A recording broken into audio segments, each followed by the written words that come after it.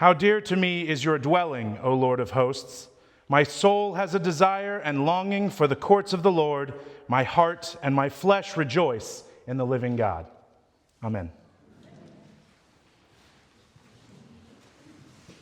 There are days when I feel like I'm constantly holding up an invisible measuring stick. I get stuck thinking about how I played at rehearsal or how I did on that midterm. Yikes. How I showed up as a dad, a husband, or a Christian. If you're anything like me, that ticker tape commentary never really stops. I know that I've put in the work to be where I am, but I beat myself up wondering how much of that was skill, performance, or just sheer luck. I've been playing drums for 13 years now, but I'm still waiting for one of my band members to realize I'm really not as good as I put on, and I'm just faking it till I make it. Or take my house, for example. I know that I'm medically diagnosed with ADHD, but that doesn't make the messiness and clutter less anxiety-inducing, especially when I see the state of my friends' homes. Add on top of that, the guilt of feeling like I leave my wife too often to watch the kiddo alone because I have class, or that gig, or that other pressing engagement that I really shouldn't have said yes to, but I did, again. Sometimes I sound like the classic Pharisee, saying, at least I'm not like them. And ironically, the times I find myself saying that are when I see someone else up on their own high horse, judging others for their beliefs or their seemingly deplorable condition. I start to feel superior to the self-righteous, and in doing so, I transform into the worst kind of beast, a self-aware wolf. It's fitting, because Halloween is this week. But honestly, more often, I sound like the opposite. I'll never be good enough.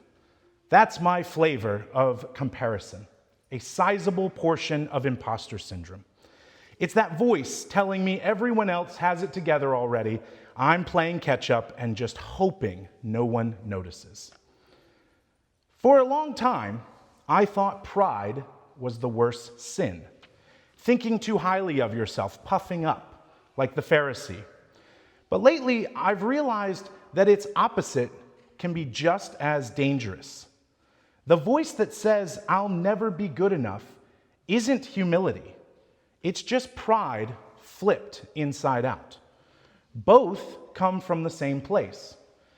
The arrogance of I'm better than you and the despair of I'll never measure up are two sides of the same Pharisee heart, self-absorption dressed in different clothes. Either way, the gaze is turned inward rather than upward. This parable today begins in the temple, but really it unfolds in the mind, in that space where we keep score with ourselves and with others. Just this week, I was in the refectory talking with an older African-American man while we stood in line for lunch. We were chatting about my daughter, who was running circles around the tables nearby. After a few minutes of easy conversation, I asked him, "Are you visiting with us?" He looked at me surprised and said, "No, I work here." This was one of those moments that I wish that I could just put my foot in my own mouth. So trying to recover, I said, "Oh, then I can't believe we haven't met yet." He paused, looked at me and said, "We certainly have. We've talked about your daughter before." Mortifying. Not only did I not remember him, but he remembered me and my child. Add to that the social and cultural complexity that I am a white seminarian in a place where many of the people who serve meals or work in maintenance are people of color. I grabbed my food, found a table, and sat there just stewing. I replayed the moment over and over, every reason I should have known better, every social blunder amplified in my head. But then, somewhere in that spiral, I caught myself. I realized I had a choice. I could puff myself up by rationalizing that the man must have been mistaken, or it's impossible to remember everyone on campus. or I could fold inward and wallow in embarrassment, punishing myself for my ignorance. However, both of these reactions, pride and shame, would still be about me. So instead, I got up, went back to his table, and apologized. I introduced myself and asked for his name. And as soon as he told me, I knew exactly who he was because I had emailed him before, as he is the person who oversees the student payroll system for on-campus jobs. We ended up having a really kind conversation, but the details of his reaction don't even matter. What matters was that I didn't stay trapped in self-concern, inflated or deflated. Instead, I chose to turn outward, to act in humility and repair. And that shift, that turning from performance to presence, is grace at work. And it can happen for each of us. All we have to do is say yes to its invitation. Jesus tells this parable to some who trusted in themselves that they were righteous and regarded others with contempt, which, if I'm honest, includes me, because the comparison game is alive and well in all of us. Both of these men are praying to the same God in the same temple at the same time. It is their posture before grace that is different. The Pharisee prays to hear himself. The tax collector prays to be heard. The Pharisee's problem isn't his adherence to the law. It's in the fact that he's measuring. He stands apart and lists his good deeds. I fast twice a week. I give a tenth of all I earn. He's praying, sure, but he's also performing, maybe even for himself. The tax collector, by contrast, has no performance left. He stands far off, unable to even look up. All he has are 7 words: God, be merciful to me, a sinner. And somehow, that's enough. I used to think that the Pharisee was the villain of this story. Now, I think he's just tired of trying to earn what can only be received. That Pharisee's egoic split lives in both his pride and his shame. The tax collector, however, lets go. He stops performing. He surrenders the fight of comparison. His humility isn't about being less, it's about being honest. And that honesty becomes the doorway through which grace enters. We all spend so much energy trying to manage our image. But when we compare our interior lives to someone else's highlight reel, regardless of the direction, we are stuck. We think humility means self-deprecation, but it's not that at all. True humility is simply seeing ourselves as we are, without the layers of deception or judgment. There's a popular adage that I really love.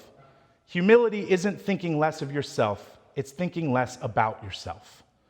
And the good news is that God meets us right there, not in our best moments or at our worst, but in the very act of noticing.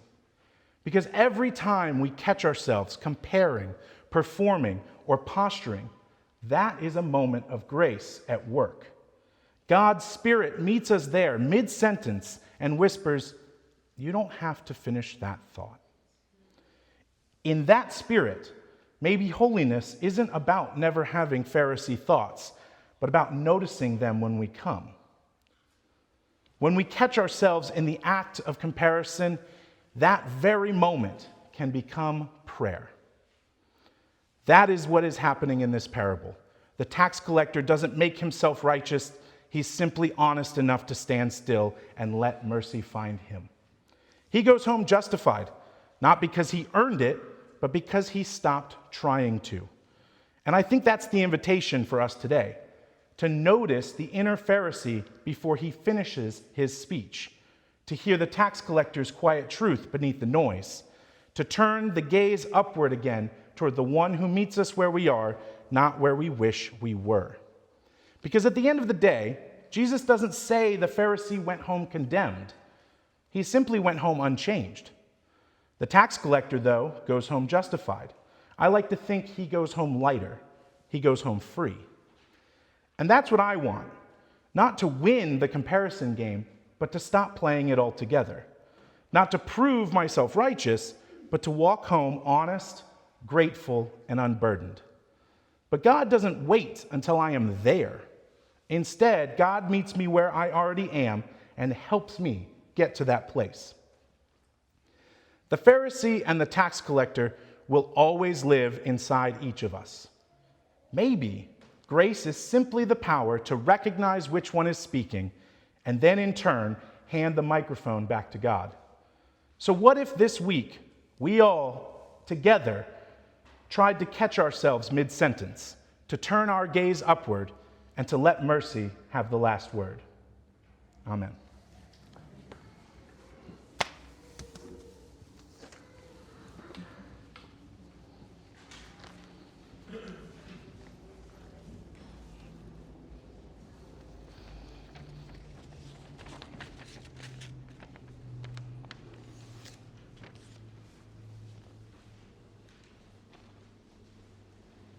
Please stand.